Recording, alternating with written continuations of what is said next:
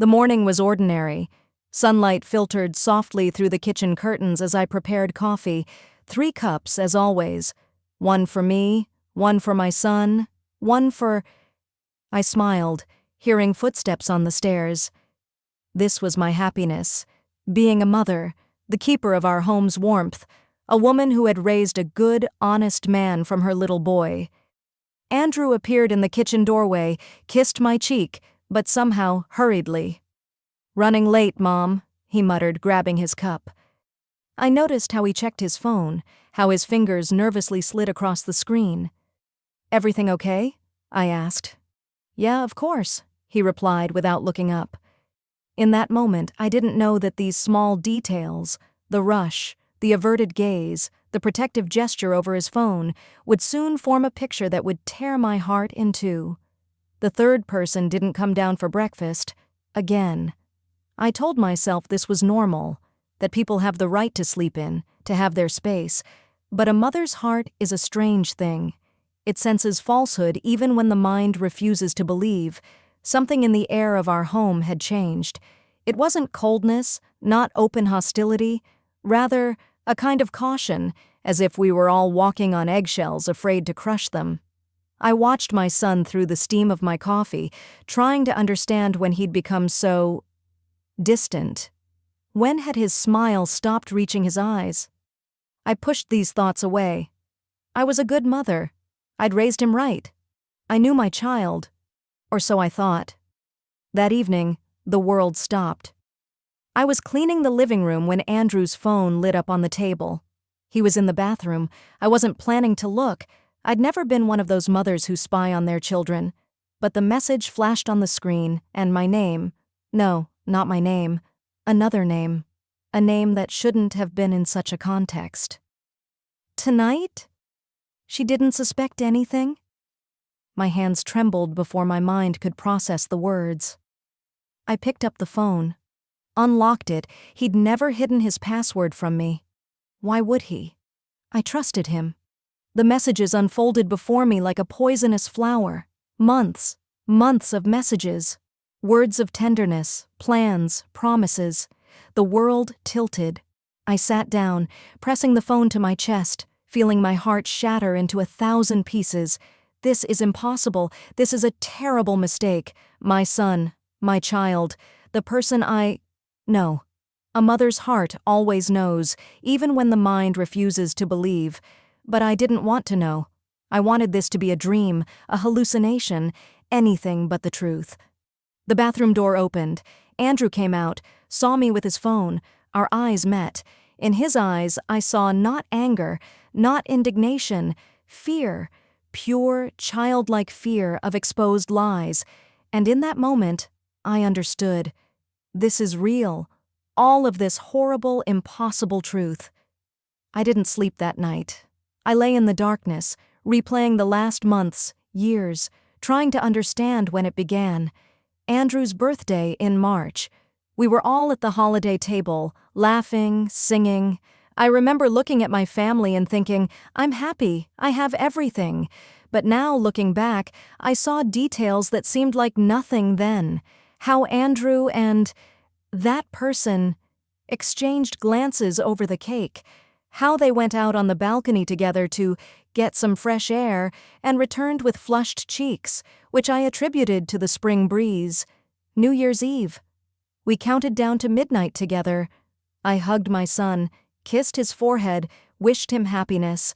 But he stood tense as a wire, his gaze locked on another part of the room.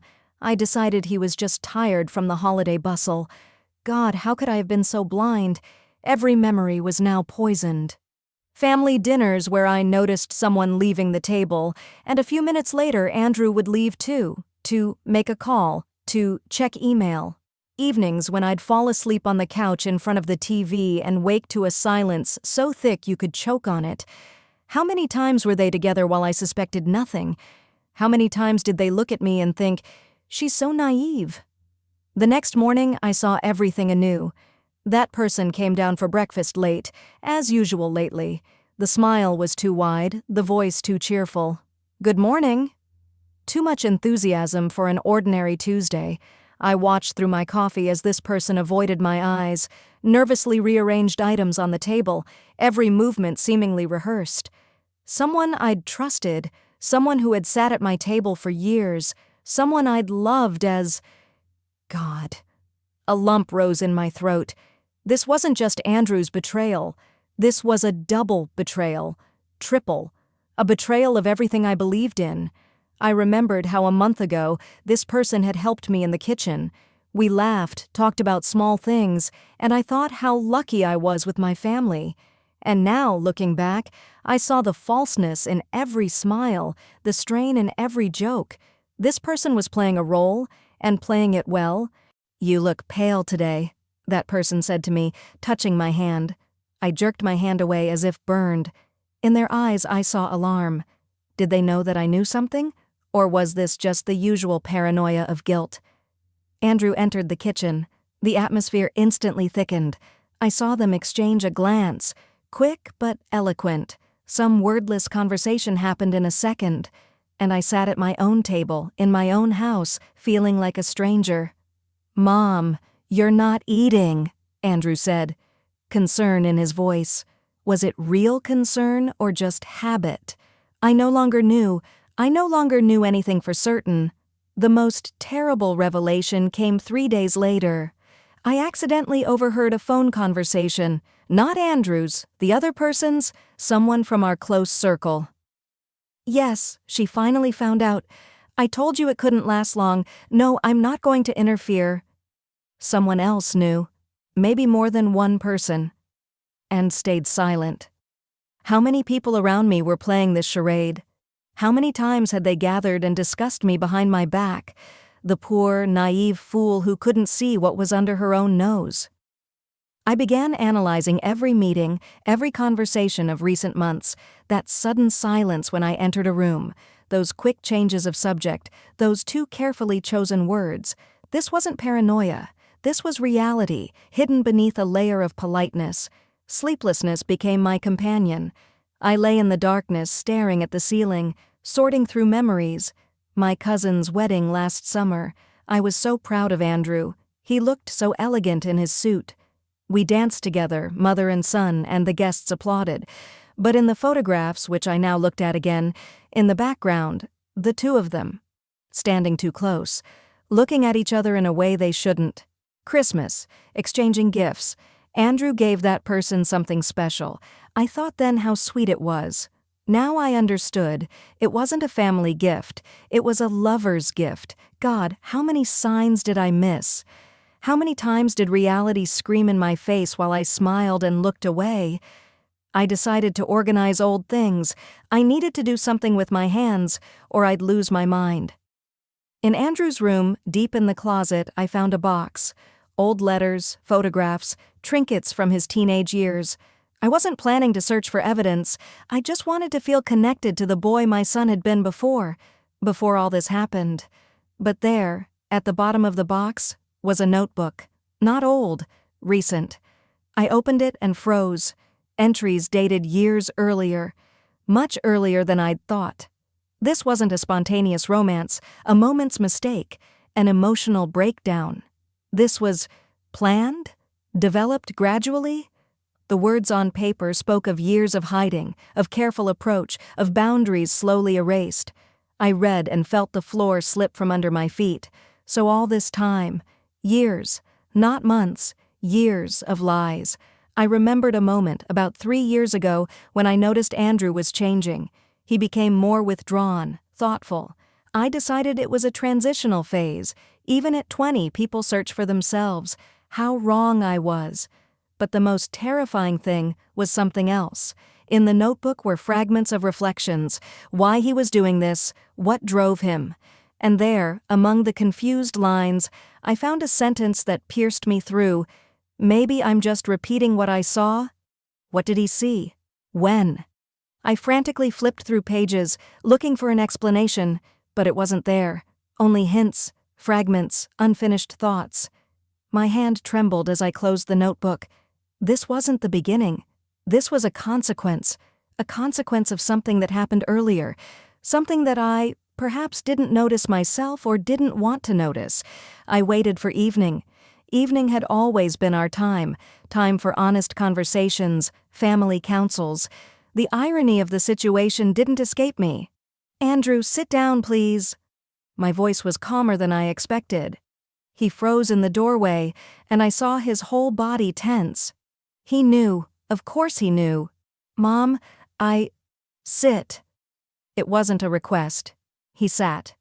I placed his phone on the table between us. Then the notebook. Then my trembling hands. "How long?" I asked. He stared at the floor, silent. "How long?" My voice broke, and with it broke the last hope that all this was a terrible misunderstanding. "Mom." His voice was barely audible. "I didn't want... It just happened. Nothing just happens for years, Andrew." Tears ran down my cheeks, but I didn't wipe them. Let him see. Let him see what he's done. And then he began to speak. Words poured out one after another, justifications, explanations, confessions. Yes, it had lasted a long time. Yes, he understood it was wrong. Yes, he tried to stop, but couldn't. Emotions that spiraled out of control, boundaries that gradually blurred, moments of weakness that became habit. I listened, and each word was a knife to the heart. My son, my child, how could he? And that person? I couldn't say the name. His face twisted with pain. It was mutual, Mom. I didn't seduce, didn't manipulate. We both. I stood up so abruptly the chair fell over. "Do you understand what you've done? To our family? To trust? To everything?" He cried. My grown son sat and cried like a little boy.